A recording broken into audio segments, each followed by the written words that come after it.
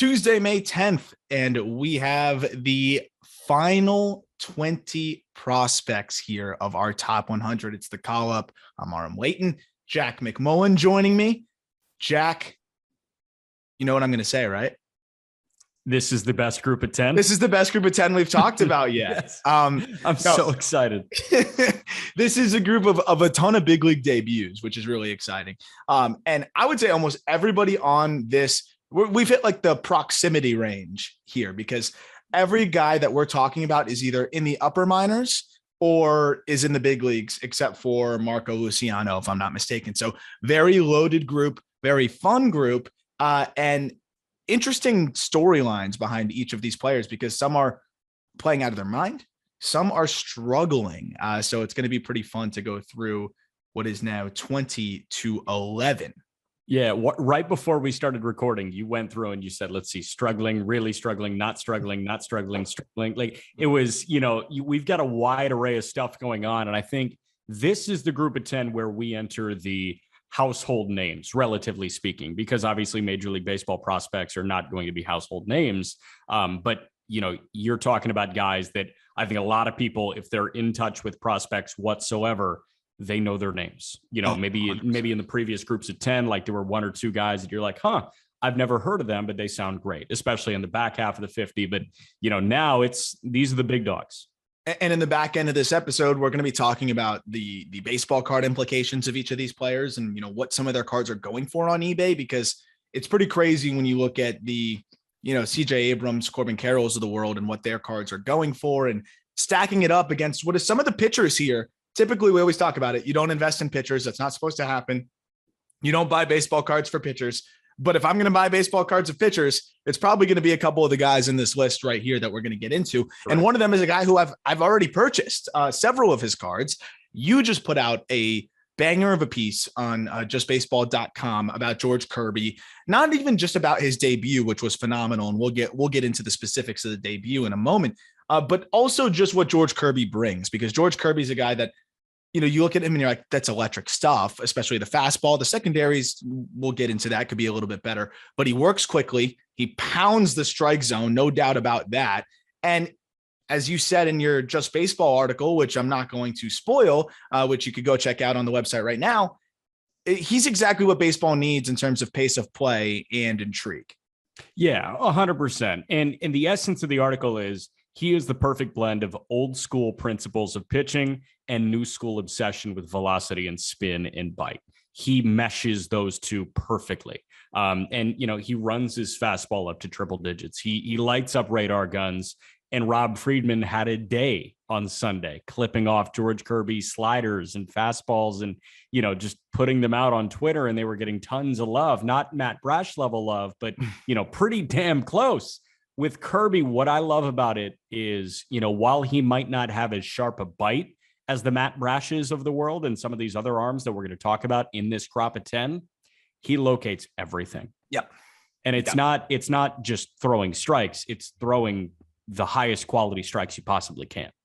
Yeah. And that's exactly, I mean, it's really amazing to watch his East-West command. I sent you 2 clips back to back and, that really impressed me with the fastball was against Randy Arozarena and his ability to erase hitters counts, right? Because you're in a hitter's count. You probably have to go to the fastball if you're a typical pitcher, but Kirby has so much confidence in his slider that he'll erase that hitter's count with the slider by going to a pitch that, a guy sees spin in a 2-0 count when they're hunting fastball, they're going to take it all the way. So Kirby will spin that in for a strike, but also if it's a 2-0 and they're hunting fastball and he paints it on the outside corner, doesn't matter if you're hunting fastball because you're not hunting outside corner heater. And what really stood out to me is a Arozarena back-to-back. It was a hitter's count. He goes on the outside corner, dots it. And then right after that, inside corner, dots it. And at that point, you're just like, what am I supposed to do here? This guy's putting 98 wherever he wants it to go. The slider, it's not going to get the crazy amount of swings and misses, but his ability to command it allows him to get a lot of weak contact. And really, it's just the fastball that's going to lead the way for Kirby and the way he's able to spot it up. I am interested to see how the secondaries continue to progress, though. I've seen enough to believe in the slider, but it's not like it's some plus pitch. It plays to plus because of the way he locates it. Going to need to see more from the changeup. He only threw it 8 times last start, and the curveball only 4 times as well. But I think that's going to be the difference between what makes him either, a really solid number 3 or the elite frontline ace type of guy we think he can be. It's got to be just the quality of the secondary stuff and how devastating it is. Yeah. And when we say elite frontline ace, we're not talking like, 10 to 15. We're talking top 5 pitcher in baseball. Mm-hmm. Like that's what this guy can possibly be if he achieves his ceiling. I think that all the secondary pitches tick up because he throws 3 secondary pitches with confidence. Are they elite? No. Are they even great? No. They are good, and they're good enough for him to have confidence in them. And if you mix 4 pitches, your 4 pitches don't need to be A+. He's got an A+ fastball already. Does he have a B slider? Does he have a B- curveball? Does he have a B- changeup? I will take an A+, a B+, and a slider and 2 B- any day of the week. 100%. And the last thing I'll say on Kirby is sliders are pretty easy to adjust, tweak, and improve. And we talk about just the unteachable side of things when it comes to command, and Kirby has unteachable command. But the slider, we see Logan Gilbert. I talked about this on the Just Baseball show with you. The tweaks that Gilbert's made with his slider. A lot of guys have made tweaks with their breaking ball.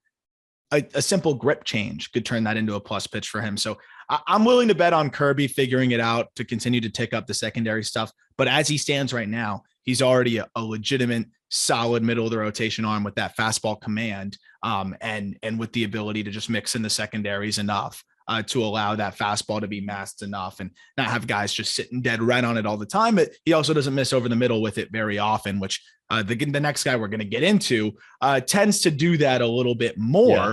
And honestly, man, like when we're looking at it now, comparing George Kirby and Hunter Greene is kind of interesting because, we were talking about Lodolo versus Greene, and, we have Lodolo at 18, Greene at 19 to spoil what's coming ahead. Kirby at 20. Is George Kirby ahead of Hunter Greene in terms of prospect status? Green slider's better. It's a plus pitch, no doubt.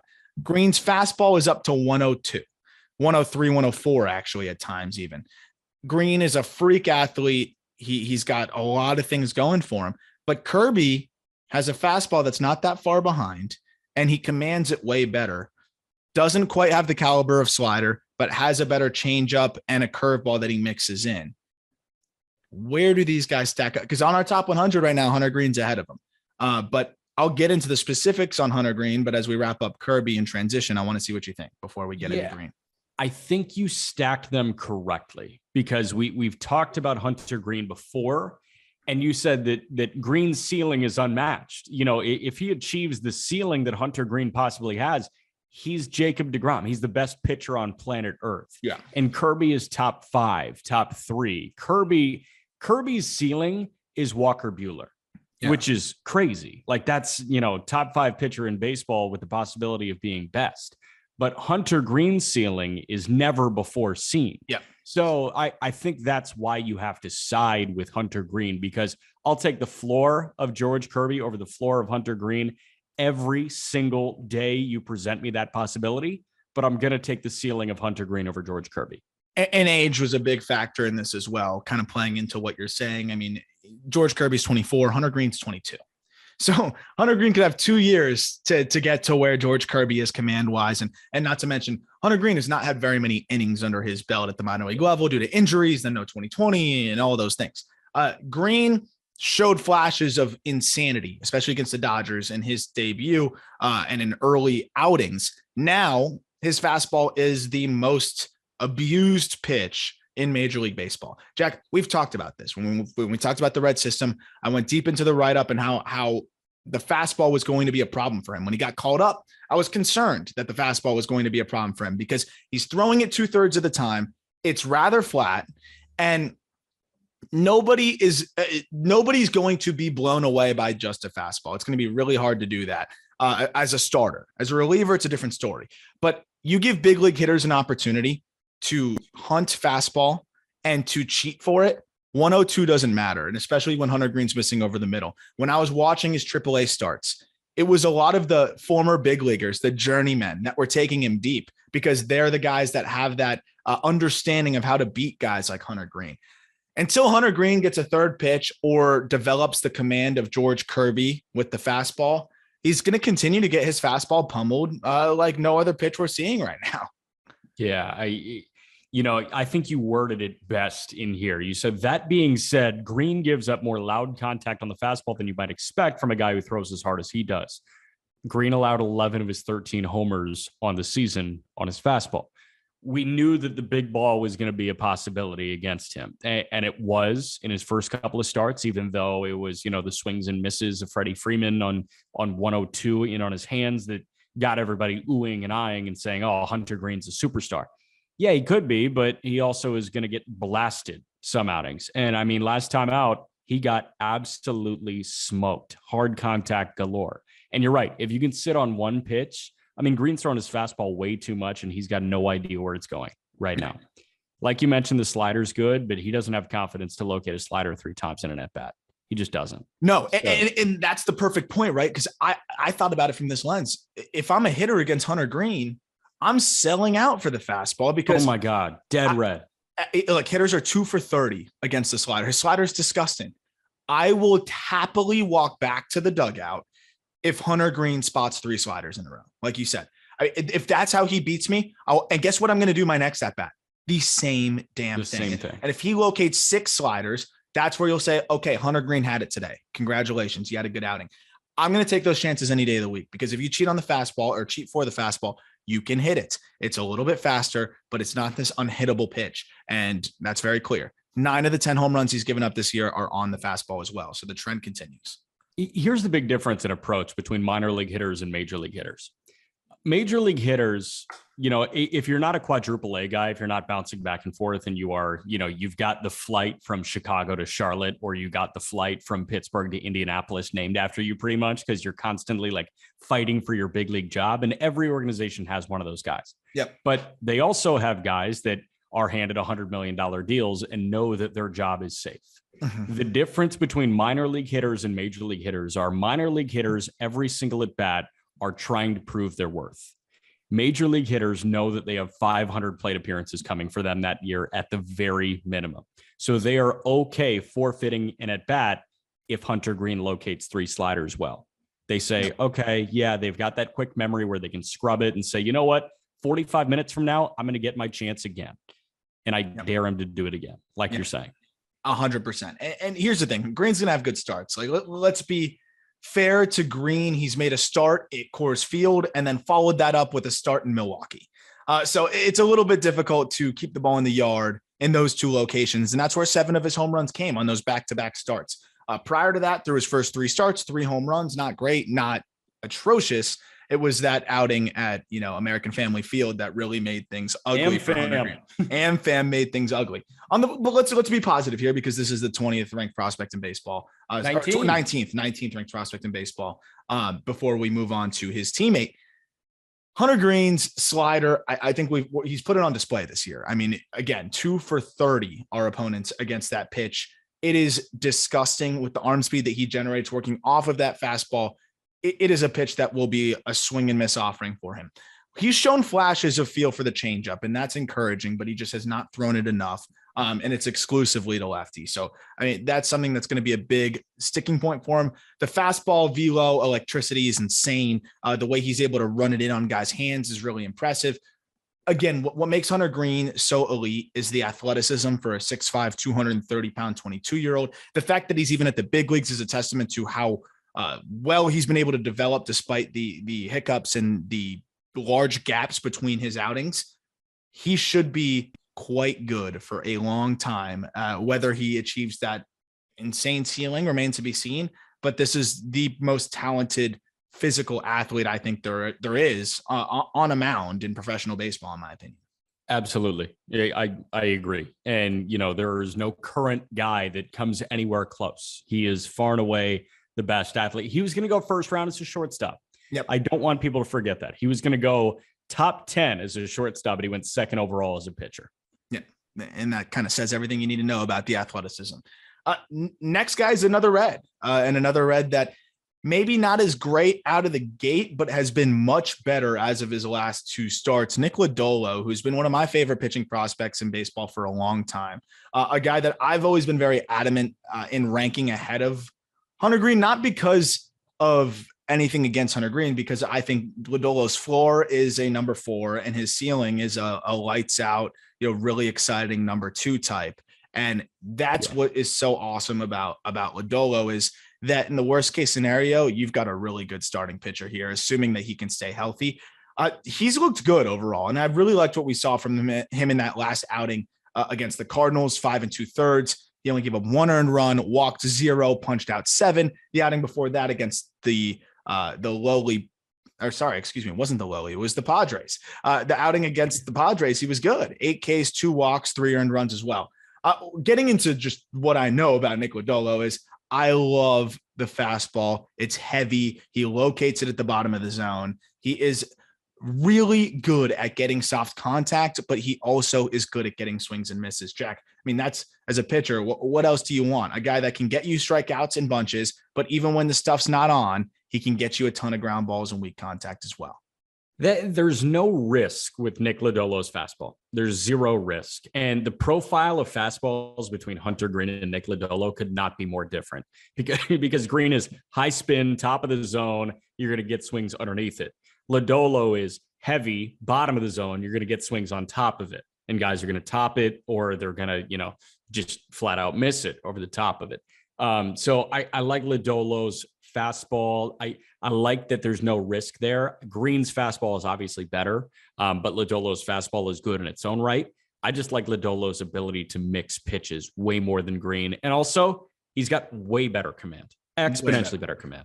Way better. And we've already seen that in the early going. I mean, not really walking guys that much in the big leagues. It's been more just bad spots, untimely hitting, his result. But I mean, the swings and misses have been there. The walk rate has been strong. And Lodolo through the minor leagues has been a guy that has always thrown strikes and has always kept the walk rate minuscule with the strikeout rate high and the ground ball rate high, which bodes really well in Great American Ballpark. It does. It definitely does.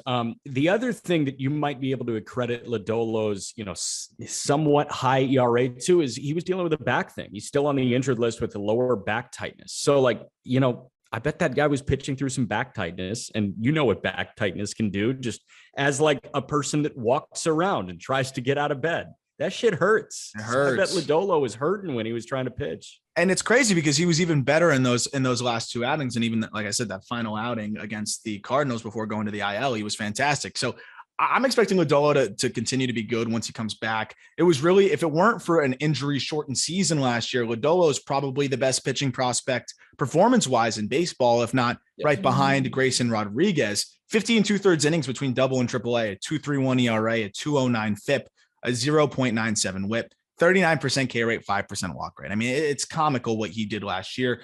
The command on top of what is 2+ pitches and an above average changeup.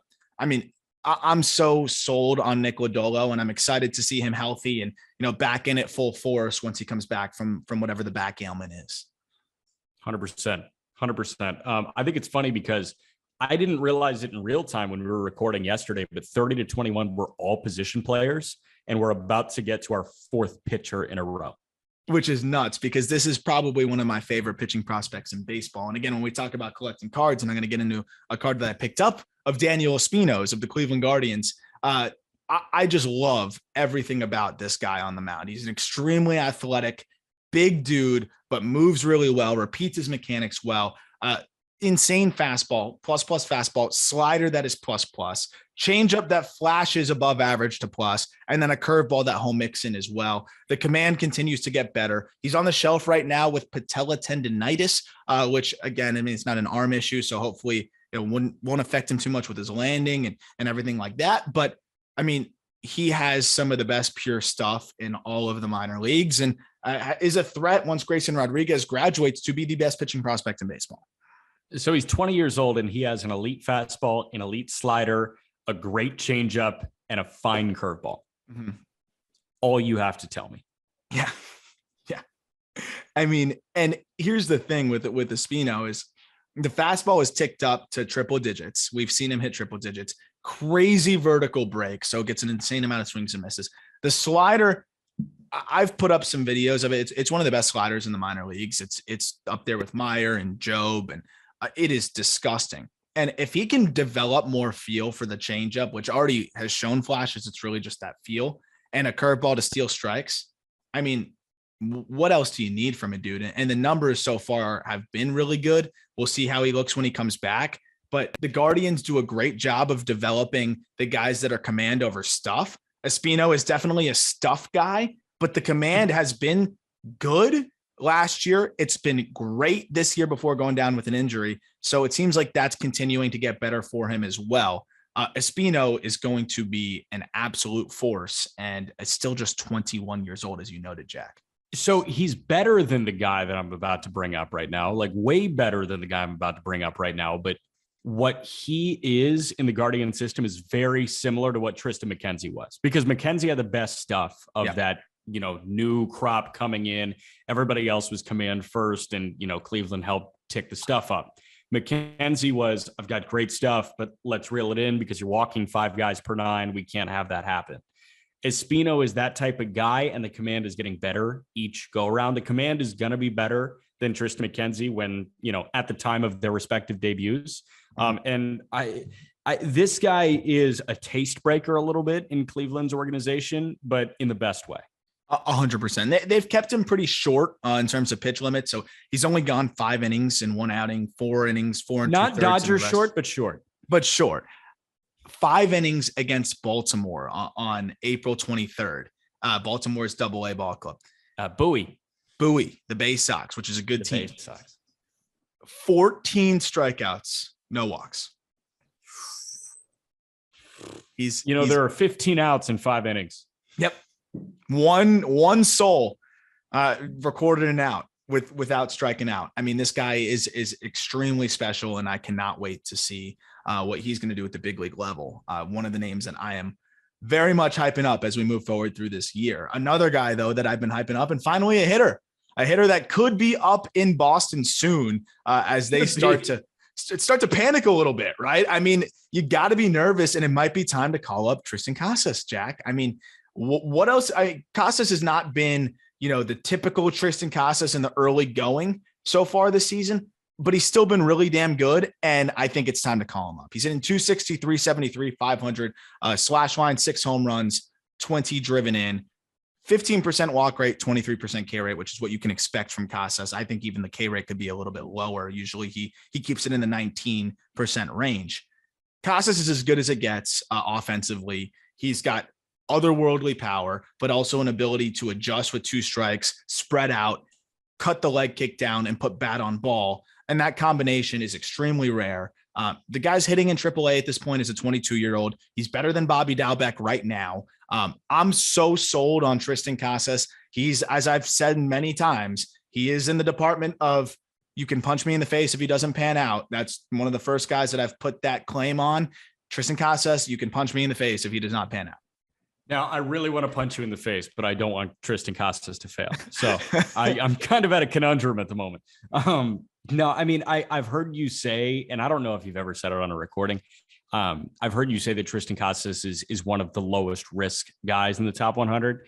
Is he the lowest risk guy in the top 100? In terms of bats? Like, are we talking bats? Yeah, sure. Oh, overall. Overall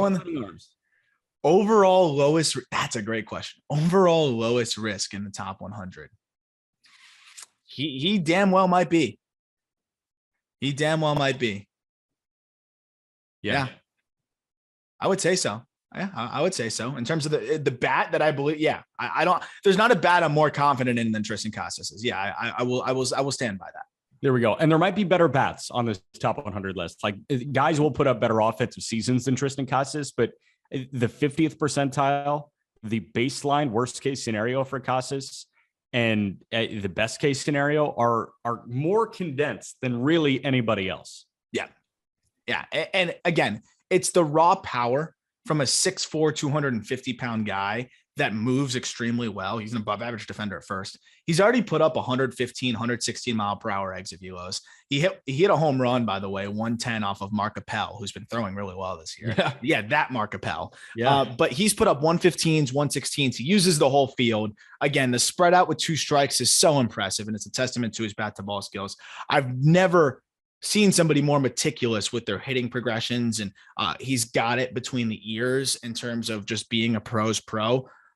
Makeup wise, bat to ball wise, physical potential wise, physical ability wise, he checks every single box. Tristan Casas is going to be a superstar, and I see a lot of Freddie Freeman in the bat. I really do, and that's one that I've slapped on Tristan Casas. The only reason he's not a higher ranked prospect is because he's stuck at first base. But again, to be a first baseman that's ranked 16th in all of baseball, I think is pretty impressive. No, the bat needs to be Vaughn level, right? Because that's what Andrew Vaughn was last year at this point. He was a top 20 prospect in baseball as a first baseman. The bat was that good.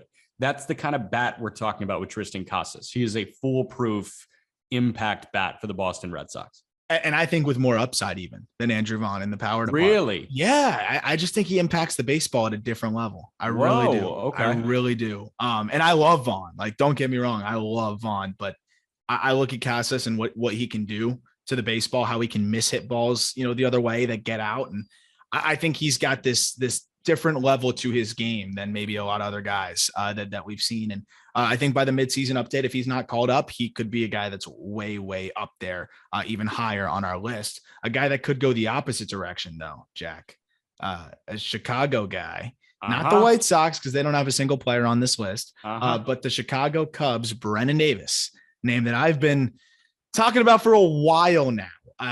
Since he was not even considered a top 15 prospect in the Cubs system, here he is as a top 15 prospect in our top 100, and he's off to a very rough start to this season, Jack. I mean, it has been a bit surprising to see how much Davis has struggled. You've seen a little bit of him in person already this year, right? Yeah, I watched him for a week. And I mean, it was early, right? It was cold. I mean, what did it look wasn't like? That early. It was 2 weeks ago. Okay. And, it was and like what did you see in that series? I saw more forearm definition when somebody was gripping the bat than I should see. You know what I mean? Like, yeah, when you grip the bat really tightly, you get the forearms popping a little bit. That guy was gripping the bat tighter than anybody I've seen. I mean, he was pressing, dude, and he was expanding the zone. He was getting blown up by 93. It was mental. It was all mental. So I have no idea when he's going to bounce out of that. But as we know, mental slumps can go for a little bit. So I hope he gets out of it really quick. But this was a guy that was getting into his own head a couple weeks into the minor league season. I mean, and you can see it even with the setup. He's adjusted his setup a little bit. The hands are a bit more pronounced and a bit more out in front of him. And as a result, it looks almost, you can see that stiffness to him. And it looks like he's a little bit slower to the ball. It looks like he's kind of tinkering and experimenting out there, which is interesting because I don't know why. He was really good last year. He was really good last year. I mean, we're talking about a guy that hit 17 home runs that, put up a 140 WRC plus, maybe even better than that. It was a really good year for Davis. He was walking a bunch. He's still walking, but he's K'ing a good deal, and the quality of contact just hasn't been there. It's interesting. I don't know what the adjustment, what the reason is behind it, why he's, gotten his hands more out there and more in a more uncomfortable and pronounced spot is the best way I can put it. And I do have some concern that might not be the best setup for him. And I'm interested to see, what kind of adjustments he can make. Here's the good news. He's 22 years old. He's extremely athletic. He's 6'4", 210. He can play center field. He can play a plus corner. He's going to be okay. It's just maybe this is delaying what we thought could be a midseason call up, may end up being a September call up, or might altogether just be next year, depending on how Davis looks. But he's not quite going to break through as early as we thought. And that could be some of the pressure that's mounting on him a little bit too. Yeah. Another thing that I want to point out with him, soft contact all over the place. When it's in the air, it's not hard. This guy has a line drive rate at the moment is 6%. Yeah, that's not gonna fly, literally. I think that's the worst mark in AAA baseball at the moment. It probably is. And you look at the home run to fly ball rate, it's almost a third of what it was last year. So a percentage of balls that he is hitting in the air, to your point, are leaving the yard at about a third of a clip, it's going to be hard to succeed that way. You're swinging and missing more, and your contact is weaker. No bueno. A lot more ground balls, a lot more weak fly balls. So he's going to have to work through some things out there, but it's early. He has already proven that he can hit, but he's definitely a red flag at 15 if we're talking midseason update. How about this? Lowest line drive rate in AAA baseball. There are 4 guys with a line drive rate under 10% with their batted balls. Brennan Davis has the lowest at 6%. Khalil Lee at 7.7%. Ryan Kreidler at 9.1. And I like Kreidler. Yeah. And then Mark Vientos at 9.5, who's having a brutal go of it with Syracuse. 2 hits yesterday. Good. Hopefully he's turning it around, because we know, I'm a Vientos fan, but yeah, I mean, that's not good company right now. No, not good company at all. But a guy that's been the opposite, I think, and would be good company on the Eugene Emeralds, which is just a loaded ball club. It's probably not going to be much longer that Marco Luciano is going to be a Eugene Emerald, because he has been just special this year. He's really seems like he figured it out. And, 36 games at the high A level as a 19-year-old, that was to get acclimated for this, right? For the full season at high A. And it's not going to be a full season because he's going to play his way to double, but he struggled in high A after hitting really well in low. And again, very normal for a teenager. Comes back this year, redoes high A, or at least gets a second taste of it, and he's been fantastic. 300, 374, 513 slash line for the Giants. He's the Giants' top prospect. He's one of the best prospects in baseball, one of the most sought after names in the hobby if we're talking about cards, and 4 home runs already this year. He puts up some of the most impressive exit velos you're going to see, which is pretty impressive because he's only about 6'2", 185, but hits the ball really damn hard. And I mean, now we're seeing more bat to ball ability, which is extremely encouraging. And he's filling out a little bit, right? His face is filling out a little bit. It looks like he's getting a bit stockier. He's building into what will look like a Major League Baseball player, as opposed to, this lanky kid that they signed for $2.5 million. Luciano, what I love about him is this is a guy that can swing it like a non-shortstop. But he is a solid enough shortstop. And if you play a really good defensive shortstop and you swing it like a third baseman, you've got a spot in Major League Baseball, and you've got a spot on the National League All-Star team. Yep. I mean, and the comp for Luciano is like, what do you imagine here? It's got to be, he's not going to have the speed and dynamic ability of a Fernando Tatis, but if it all comes together with Marco Luciano offensively, there's not going to be very many shortstops in the game that are putting together more power and more production than Marco Luciano. We're talking about a guy that hit one of the hardest balls of the StatCast era as a 18, 19-year-old, somebody that can already put up 112, 113, 114. I think we've seen 118s from him, which is just a joke. And now we're seeing the bat to ball. He's not a burner, and that's a thing. He's probably closer to an average fielder, but with a rocket for an arm. It's going to be the bat that carries him, but the bat continues to look like it can really carry him to ridiculous heights. Even if he moves to third, the arm will accommodate that. The bat will accommodate that. I think he can stick it short. He's probably not going to be a plus defender there, but as an offensive-minded shortstop with a big arm, sounds good to me when he's hitting 35, 40 home runs, which is, I think, the potential here. I have no idea what the comp is. I don't think there is one. There really isn't one, I don't think. No, I'm trying to rack my brain. Like it's this year's Austin Riley, but he can play short.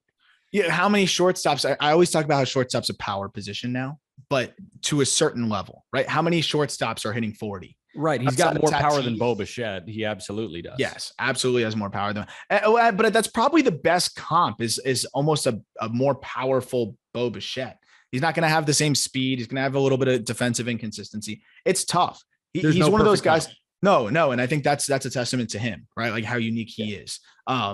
Again, I hope he sticks it short. If he moves to third, who cares? Because he is very, very special. Love seeing the walk rate go up. Love seeing the strikeout rate go down. One thing to monitor with Marco Luciano, though, is he really struggles with picking up changeups, which everybody does. But last year was a disaster. If you look at his splits, couldn't hit lefties. Again, this year, changeups continue to give him a hard time. but he is punishing fastballs and breaking balls now at a better clip than he ever has, which has masked some of the inconsistencies with changeups. But that's going to be the scouting report on Luciano. And until he can improve on that, he's going to see more and more changeups at the higher levels. So something to follow there. But I mean, this guy's kind of progressing exactly as we had hoped and what we had thought. And, that's really exciting to see. 100%. Before we move on, should I order you a Eugene Emeralds hat? Would you wear a Eugene Emeralds hat, or would you Absolutely like a shirt? A shirt. I would rock a Eugene Emeralds shirt any day of the week. Any day of the freaking week. I'm going to get out there into Eugene, Oregon one of these days, but the team might not be good by the time I get out there. But we'll get into the next guy, CJ Abrams, San Diego Padres. Look, rush to the big leagues, pretty simple, cut and dry. He should not be up there right now. And he's shown good flashes. The glove, which I think is extremely encouraging, is legitimate. He's a legitimate big league shortstop. The bat is starting to get going for him, but the ABs are a bit sporadic. He has hit safely in his last 2 ball games. He did have a multi-hit game last week, so starting to improve, but a guy that had only really played in the AA level for 60 games before going down with the injury last year. 42 games is actually the number. So he had really only played 76 professional games, period, with 32 of those coming at rookie ball in 2019. Only 40 full season minor league games, and this guy gets brought up to the big leagues, AJ Preller style. And he isn't ready. And I think he's done a decent job at surviving given the circumstances. Yeah, I just hate that the conversation around CJ Abrams has shifted to what it is now.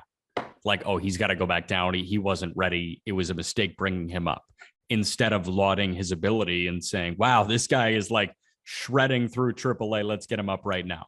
I would prefer that to be the case. Yeah. I think about CJ Abrams and I say, okay, maybe an ever slightly downgrade, but the way that he entered this year, he had, a similar timetable to Wander Franco, where Franco last year, he could have broken camp with Tampa, but it would have been way too soon. And if he struggled, then Eric Neander was going to wear that. He went to Durham. Wander Franco obliterated AAA pitching in Durham, came up in June, and the rest is history. I wish that's how it went with CJ Abrams, but instead AJ Preller decided to do AJ Preller things and bring a guy up that was not ready. He's been blown up to this point. He's playing good defense. He's running the bases well, but you got to hit to stay as an everyday big league guy. And when Fernando Tatis Jr. comes back, I think Abrams is the guy that has to go down. Yeah. And what they've been getting from Ha-Seong Kim, and they just don't really need Abrams up there right now. And to your point, Wander Franco actually struggled a little bit in the early going that AAA season. Very, very small struggle, but worked through it. And that struggle might have been more pronounced if he started the season at the big league level, right? So Abrams needed a little bit more time. I would have wanted to see him continue to work on tapping into a little bit more power. And that's all things you can do in the minor leagues. Now in the big leagues, it's like, let me just put the bat on the ball and survive and help this team win that's trying to keep up with the Dodgers. So it's a totally different environment that is really not conducive to development. I will say it is good that Abrams is getting that experience, that he's getting a taste of the big leagues. I'm sure he's learned a ton, but I would have liked to have seen him spend more time in the minor leagues. To sum up CJ Abrams, though, I mean, this is a guy with some of the best speed in the minor leagues, has above average power. And again, above average raw power is something I really try to emphasize with Abrams. I don't think people realize it. Like, he can leave the yard foul pole to foul pole. He's capable of it. It's just finding that balance of, do I want to try to lift or do I want to just try to put the ball on the ground and beat it out? He can hit the ball out. He has 20 home run power at least. It's just whether it's in his approach or not. Bat to ball wise, he's a plus hitter. I mean, borderline 70 hitter. And I mean, you put all that together and you've got one of the most exciting prospects in baseball. I don't think either of our perspectives have shifted whatsoever on CJ Abrams, right? No, I don't think so. And you said that this guy might be a 3,000 hit guy. I think CJ Abrams over many. We tried going through it. Who were the guys that could theoretically put together 3,000 hits? And the answer is Wander Franco and CJ Abrams. Yep, 2,990 to go for Abrams. He's only 21 years old, so let's see how it goes for CJ. But he is one of the guys that you have to think about if anyone's going to do it. He's probably one of them. But yeah, he needs to get a little bit more consistency there and a little bit more experience, I think, in the upper minor leagues will help. But the glove is extremely encouraging, the development we've seen there. without a doubt. Oh, yeah. We'll go into maybe one of my favorite guys now. And we talk about your favorite guy. Yeah, probably my favorite guy. I have his autograph card here somewhere. Corbin Carroll. Corbin Carroll is the epitome of a ball player. Is like, I just don't even know how else to describe it, because the guy is a speedster of all speedsters, right there with CJ Abrams in terms of how quick he is, but also unbelievable field to hit, unbelievable instincts. And now all of a sudden, Jack, this 5'10", 175-pound kid has power, like legit power. 9 home runs. Are you kidding me? 4 home runs in his last 2 games. This guy is hitting for power in the upper minors. And heck, man, he could be a superstar. Didn't he put on a shit ton of good weight too? Like shit ton is strong because he still looks very like lean and quick. And I think he did put on about 10 to 15 pounds, but you can't see it. You can see it in the production in the exit velos, but you can't really see it physically. So with Corbin Carroll, I mean, I love how smooth this guy is. Like when you watch Corbin Carroll, whether it be with highlights or whether you turn on MILB TV and you watch an Amarillo Sod Poodles game at the moment, Corbin, yeah, right, the Saudis, Hodgetown. But yeah, Corbin Carroll is the type of guy that glides in the outfield. He puts sweet swings on everything. He never has a bad swing that he puts on a ball, and he flies around the bases. He is the guy that jumps out like, oh yeah, he's the best player on the field. You know, he's the one where you walk up to the ballpark and you just see everybody do everything on the baseball field. It's very Trey Turner-esque. He's just the true baseball player here. Without a doubt. And so how many games do the AA teams play, Jack? 140. I think that's right. So he's played 24 games so far. So 140 divided by, let's say 24 roughly is what, like 7, 6? 140 divided by, they play 130, I think. 130 divided by 24 is 5.4. 5.4. So he's on pace for 40, almost 50 home runs and almost 50 stolen bases. Obviously it's not going to happen, but he's hitting 326, 458, 695, 9 home runs, 8 stolen bases, 16% walk rate, 24% K rate for a 21-year-old at the AA level. Here's the thing, though. Bobby Witt went 30-30 in minor league baseball last year, right? Between AA and AAA. Mm-hmm.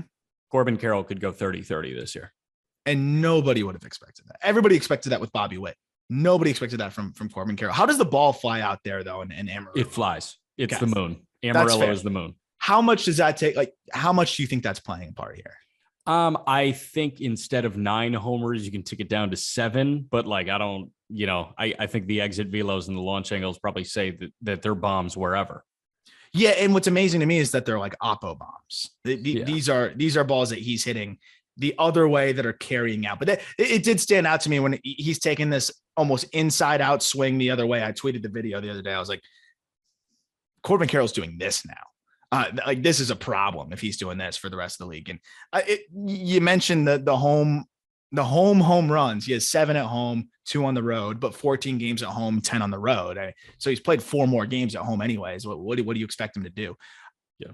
The power, even if it's in the 20 department, with the bat to ball skills that he has, with the power that he has, with the plus, he's probably going to displace Alek Thomas from center field because he's so good in center. Thomas is probably going to go to a corner. I mean, this guy is everything Alek Thomas is, but with better tools, like with more explosive tools, which is freaking crazy to say. Peter and I were just talking about it on the Just Baseball show yesterday, or today, actually.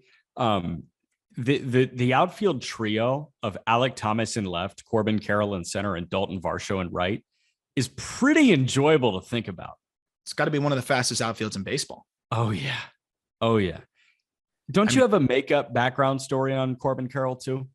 So yeah, actually, Mervil Melendez of FIU, Florida International University, he's coached there, coaches with Jeff Conine. And I had the opportunity to just talk to Mervil Melendez about coaching Team USA, because he was part of the staff for Team USA. And that's where all the best players play out of high school. And I mean, it was Corbin Carroll, Bobby Witt, Riley Greene, Alek Thomas, like every top high school kid you can imagine was there. And I asked him, I was like, when you were watching batting practice and watching guys work and going through everything, who stood out the most? I was expecting him to say Riley Greene or Bobby Witt, right? Or he said Corbin Carroll, because what that guy does with his maximizing every inch of his frame, but also just knowing himself as a hitter. We talk about how Alek Thomas makes those in at bat adjustments. Mervil Melendez was gushing about how Corbin Carroll makes those in at bat adjustments, how he can almost throw his hands at a tough pitch and spoil it, how he can manipulate the barrel, but also how when it's in the right spot, he will crush that ball and hit a home run. And it reminds me a little bit of like the Ellsbury and Damons of the world, where the way they swing it looks like a slap hitter, right? That one hand finish through, it looks like they're just slapping the ball, but it carries out of the yard. And, look at what Damon did in terms of home runs. Look at what Ellsbury did when he was hot in the home run territory, a little bit of a byproduct of his environment. But I think Damon's a fair comparison here of a guy that you look at it, it's like, oh, that's a slap hitter. Oh shit, he has 25 home runs. And I think that's exactly what Corbin Carroll could be. But Carroll is pretty much showing everything you need to see from him. And I think it's not going to be long before we see him at the big league level, especially if these Diamondbacks hang around. I'm not sold on the Diamondbacks hanging around, but they're playing good ball right now. And, if they're flirting with 500, maybe there's a little bit more urgency to call up Corbin Carroll. He's going to be called up this year. It's just whether it's more in the middle of the season or more towards the end. But I think he's a guy that'll make a pretty smooth transition with the bat to ball and the defense, the speed, and the burgeoning power that should play well in Arizona. Yeah, 100%. Speaking of power, and there's nothing burgeoning about Oneil Cruz's power, but right now it's hiding. You cannot find Oneil Cruz's production, but this is one of the 280 raw power guys. The only present 80 raw power guy, though, which is an important distinction to make, because with the other 80 is Jordan Walker, who we're saying projects as an 80. Not there yet. Oneil Cruz is an 80 raw power guy now. We've seen it already. We've seen 121s, which would put him, in the top of Major League Baseball with only Giancarlo Stanton. We've seen the tape measure home runs off the roller coaster in right field. We've seen it all, but we've almost forgotten about it this year because Oneil Cruz, and you've seen it up close and personal as one of the play-by-play guys for the Indianapolis Indians, the AAA affiliate of the Pittsburgh Pirates. Oneil Cruz has not been the Oneil Cruz that we saw last year, who hit 310, 375, 594 with 17 home runs in 68 freaking games. Yep. Oneil had a better weekend this past weekend. He hit another bomb. But I mean, this guy, like he was sitting on one home run for a long time, and it took him 3 weeks to get that first home run. It was the series finale against Columbus week 3. So it was game 18 of the season to that point. And Oneil Cruz hit a walk-off home run in the 11th inning that I think traveled at 116 miles an hour and went 430 to right field. That's the type of thing that he does. So like when he dials it up, he unloads. And what I'm quickly realizing about Oneil, yes, he's got that 6'7" frame, and he's thicker than 210 right now. I bet he's 220, 225. He moves really well at short. I don't think he's got the range of other shortstops, but he moves well there, and he's got the best arm that I've ever seen in person. But in terms of where the exit velos come and in terms of where that 80 grade raw power comes from, yeah, I think a lot of it's from that 6'7" frame, but I also think a lot of it is from his swing path. It's a very, very long swing. He starts at the back of the zone and he shoots himself forward. So I think that the swing path gets him a lot of that velo. Yeah, and it's interesting because he's so long physically, right? He's 6'7", 200 and whatever pounds, big wingspan. So he has a natural challenge to stay short to the ball. And that's why you can see his way of trying to do that and stimulate that short feeling is having his hands almost like right against his body, right? You look at Brennan Davis, we were talking about, he's like way out there in front of him. And that's, works for some guys. Clearly it's not working for Brennan right now, but you look at Oneil, he's trying to keep those hands almost tied into his body. I think almost is just like that reminder to stay close. And when he is staying short to the ball, short for him, he's so quick that he can get away with being a little bit longer, to the ball than the average guy. Look at Jesus Sanchez. That's a guy that's even longer and almost looks like his bat sweeps through, but he's so freakishly twitchy that he can catch up to stuff.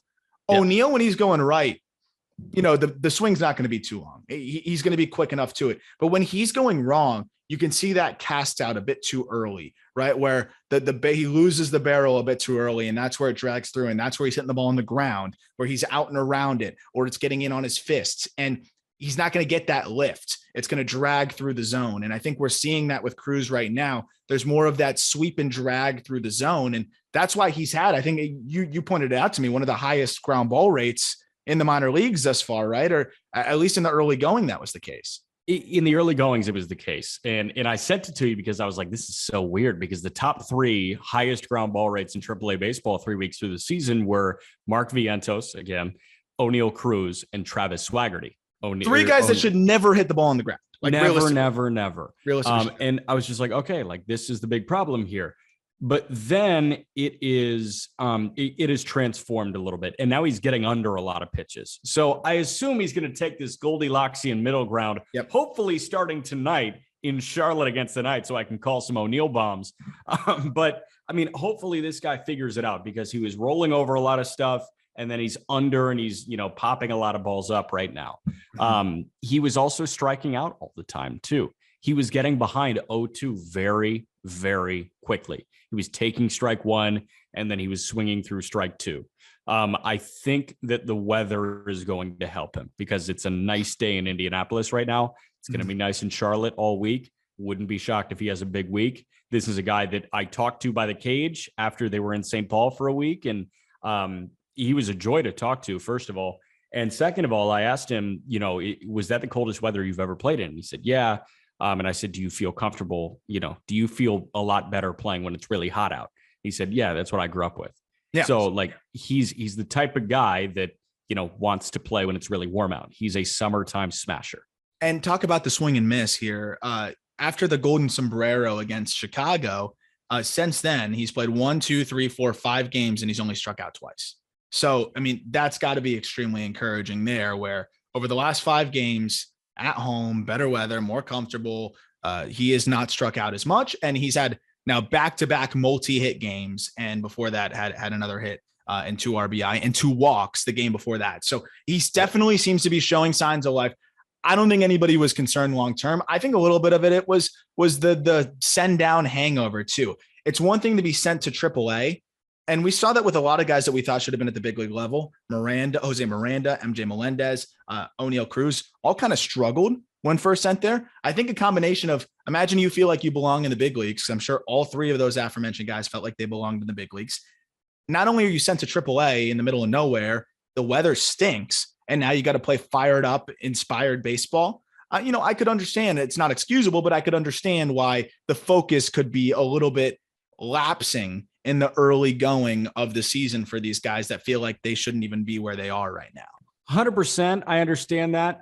What I don't understand, and I don't think O'Neill looks at Twitter and sees, all these people saying stuff on Twitter, but what I don't understand is everybody coming to his aid when, he hits this mammoth walk-off homer.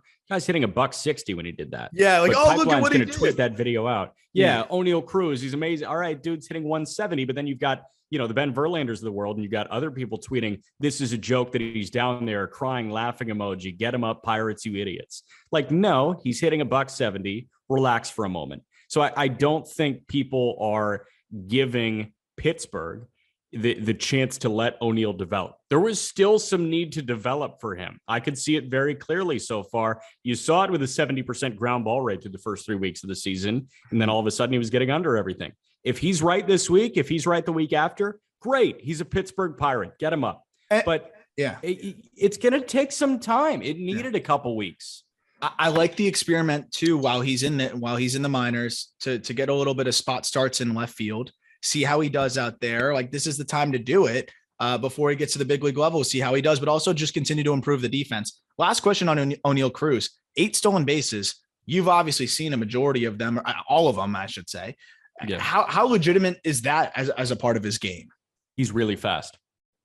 He's really fast. So you think he's going to swipe bags at the highest level? I think he's going to swipe 20 to 25 bags. It's pretty lit. As a 6'7" shortstop, I think he's going to swipe 20 to 25 bags. Another thing, I mentioned it in passing, best arm that I've ever seen live. I think the only arm that is comparable to him is Carlos Correa. I think Correa's got a better arm than Oneil Cruz, but it's not very far off. I think O'Neill's got a better arm than Baez.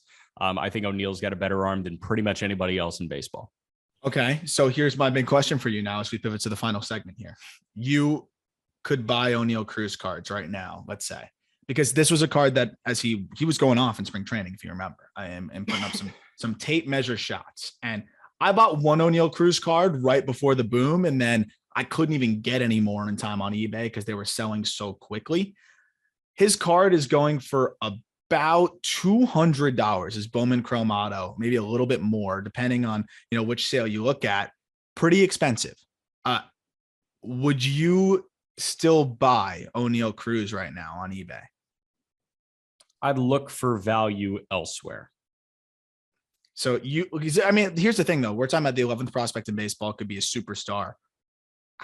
What kind of superstar do you think this guy could be? Like, where you're buying this card for $200, could he be in the territory of some of the most expensive, exciting cards players in the game?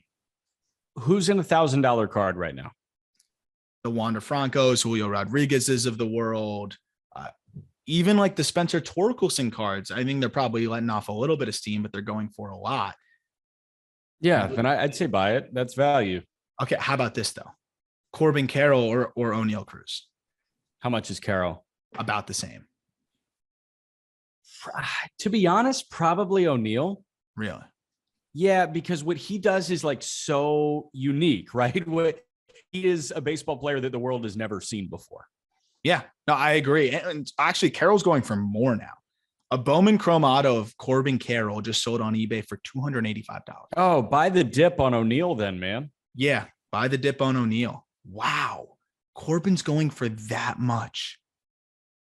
Seems like people are starting to wisen up to Corbin Carroll. Isn't it amazing how quickly when a guy goes off, the market just reacts to that on eBay? It's so, okay, you're saying O'Neal there. One last one for you, because I think these guys are all in the same conversation. Would you rather have CJ Abrams Bowman Chrome Auto or the Bowman Chrome Auto of Corbin Carroll? CJ Abrams is selling for about $250, I believe.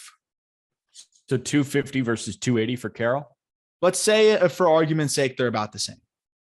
I'd go Carroll. You go Carroll over CJ Abrams? I think so. And you think there's just more impact potential there? I think so. Yeah, I think that's his market matters though. One's going to be playing potentially for the Padres, but could be blocked. Like could move to say that's the thing. But one could be a 30-30 guy. Yeah.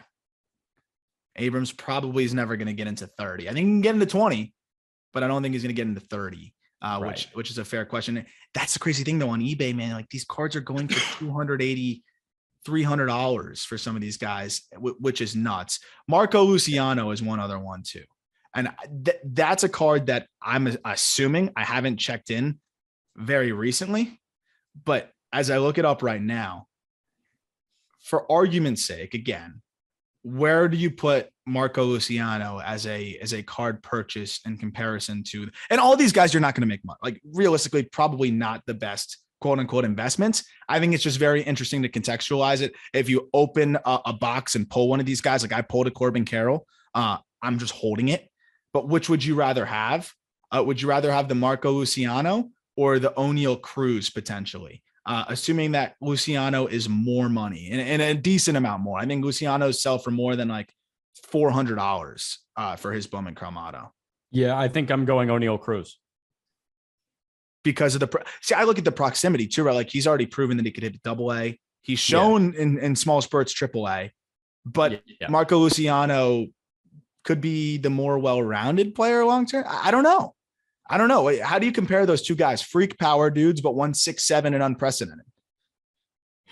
Yeah, I think I'm taking you called him a unicorn and you're right up. I think I'm taking the unicorn. So O'Neal Cruz, the best buy of the bunch right here. And I actually think it's probably still a good buy up until about the 250 range. If you can find one in the low 200s or his Bowman Chrome base cards for $20, scoop those up, because if he becomes the guy that we think he could become, those base cards will even be worth a ton. 100%. I actually just got a couple of cards. What'd you get? I saw a random assortment that a wild card trading put out of Bowman firsts, and I got George Valera and Ellie De La Cruz Bowman first. The pair of those for $15. No way. Let's start small. Let's get big. No way. Welcome to the hobby, Jack McMullen. Thank you. Those are good buys. George Valera, not a great buy on the market right now because the product just came out. So when you look at Bowman baseball, extremely expensive at the moment. But if you pull that, hold on to George Valera. He has been red hot and is super exciting. Speaking of exciting, we are going to get into the final 10, Jack, the top 10 prospects on the next episode. Any final thoughts ahead of your call in AAA as you're about to go see O'Neal Cruz play real baseball? I'm about to go see Yermin Mercedes play real baseball. Ooh. How exciting is that, man? I love this crop, and it starts with 20. Again, just baseball.com. Don't mean to self-pump, but I think you can learn a lot about George Kirby in a good way and how he started, where he's come. I mean, this was a guy that was 88 to 90 when he got on campus at Elon, and he's not 88 to 90 anymore. So, no, add 10 to that. Add 10 miles an hour. But that'll do it for this episode. We got the top 10 prospects in baseball for you on the next episode. As always, thank you for listening. You can take the moment to leave a rating, help us grow the show. Would really appreciate it. Look forward to talking prospects with you on the next episode.